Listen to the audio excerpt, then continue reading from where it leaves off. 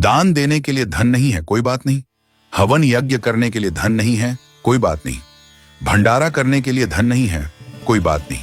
किसी भूखे को खाना खिलाने के लिए धन नहीं है, कोई बात नहीं। लेकिन जो मैं आपको बता रहा हूं, यदि आपने यह कर लिया तो ईश्वर आपसे प्रसन्न हो जाएंगे।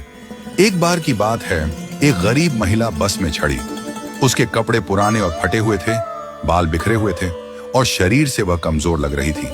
जैसे ही उसे बस में सीट मिली, वह चुपचाप जाकर बैठ गई। कुछ ही देर में अगले स्टॉप पर एक वृद्ध महिला बस में चढ़ी। उस गरीब महिला ने बिना देर की अपनी सीट उस वृद्ध महिला को दे दी और खुद खड़ी हो गई। जब वृद्ध महिला अपने स्टॉप पर उतरी तो वह वापस अपनी सीट पर बैठ गई। थोड़ी देर बाद एक छोटी बच्ची बस में चढ़ी। बच्ची को खड़ा देख उस महिला ने फिर से अपनी सीट दे दी और खुद खड़ी हो गई। बच्ची का स्टॉप आने पर वह वापस अपनी सीट पर बैठ गई। इसके बाद एक गर्भवती महिला आई। इस बार भी गरीब महिला ने बिना सोचे समझे अपनी सीट दे दी और खड़ी रही। गर्भवती महिला के उतरने पर वह फिर से अपनी सीट पर बैठ गई। थोड़ी देर बाद एक सामान्य महिला बस में चढ़ी। वह न वृद्ध थी, न बच्ची, न गर्भवती, पूरी तरह स्वस्थ लग रही थी। फिर भी गरीब महिला ने अपनी सीट छोड़ दी और उस महिला को बैठा दिया। यह सब देखकर बस में बैठी एक अन्य महिला, जो एक अध्यापिका थी, बहुत आश्चर्यचकित हुई। उसने सोचा, वृद्ध महिला, बच्ची और गर्भवती महिला के लिए सीट छोड़ना समझ में आता है, लेकिन एक सामान्य महिला के लिए बार बार सीट छोड़ने का क्या कारण हो सकता है। जब बस अपने आखिरी स्टॉप पर पहुंची तो अध्यापिका ने गरीब महिला से पूछा, बहन, मैंने देखा कि आप बार बार अपनी सीट दूसरों को दे देती हैं।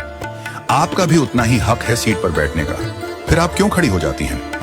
गरीब महिला मुस्कुराई और बोली, मैडम, मैं दूसरों के घरों में बर्तन साफ करती हूँ, खाना बनाती हूँ, झाड़ू पोछा करती हूँ। मेरे पास अधिक धन नहीं है कि मैं किसी को दान दे सकूं, भंडारा कर सकूं, हवन यज्ञ कर सकूं या किसी भूखे को भोजन करवा सकूं।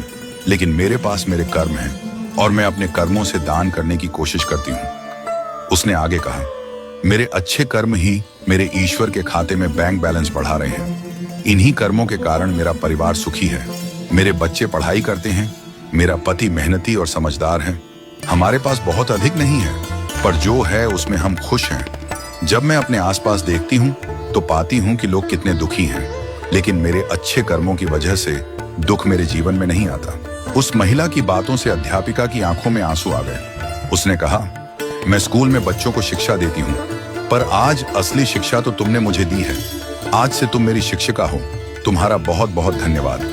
इस कहानी से हमें यह सीख मिलती है कि सेवा के लिए धन की आवश्यकता नहीं होती। हम अपने छोटे छोटे कर्मों से भी दूसरों की मदद कर सकते हैं। किसी बुजुर्ग को सड़क पार करवा देना, किसी जरूरतमंद की सहायता कर देना, किसी को प्रेम से मुस्कुरा देना, ये सब कर्मदान है।